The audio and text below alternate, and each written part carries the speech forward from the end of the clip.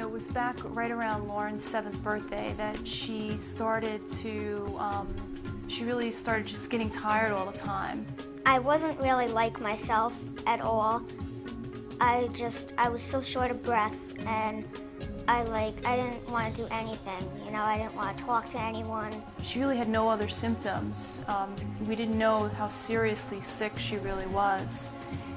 We took her into the pediatrician, and he directed us to go to the emergency room just to have a couple of routine tests done. And little did we know that she was in the midst of heart failure at the time.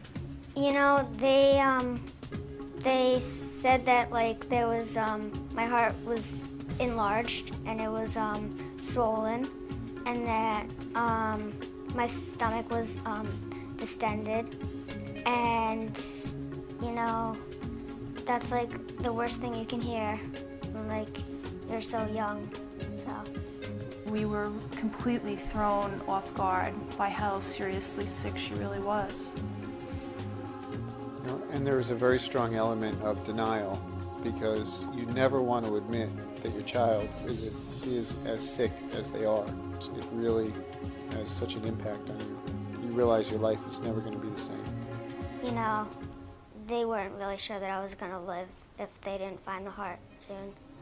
I was very concerned. I felt like that things were really not progressing well, and that it looked like we were getting closer to the end. And what I didn't know is really we were getting closer to the beginning, because everyone knew that they were coming to tell us that Lauren's donor had been found. And I immediately started to cry, because they all had beautiful smiles on their face. And it was the first time that they had all walked in and looked so happy. It was such a surreal experience, because I don't remember getting from the elevator to the room. It was just, I remember the doors opening, and then I was at the room, and I looked in at Jeanne, and Jeanne was crying, and I still didn't know if this is good or bad, so I'm just bracing myself, not knowing what it's going to be. And then there was a slight nod, and she said, "We got the heart."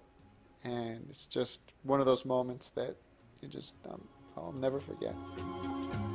When I was in the hospital, I didn't really know what to expect. We never knew what was coming next. And I asked a lot of questions, and I'm sure sometimes I was really annoying, but they really didn't mind. They thought that it was really good. Right after I got the transplant, I was so happy. I was just back to my normal self that I was. I was in ICU for most of my stay, but once I started progressing, I went down to 6th floor, and I was getting ready to leave and go home. But I was on so many steroids and medicines, and every day and night, it was just so much. We have a daughter. We still have our daughter because of a decision that they made a long time ago.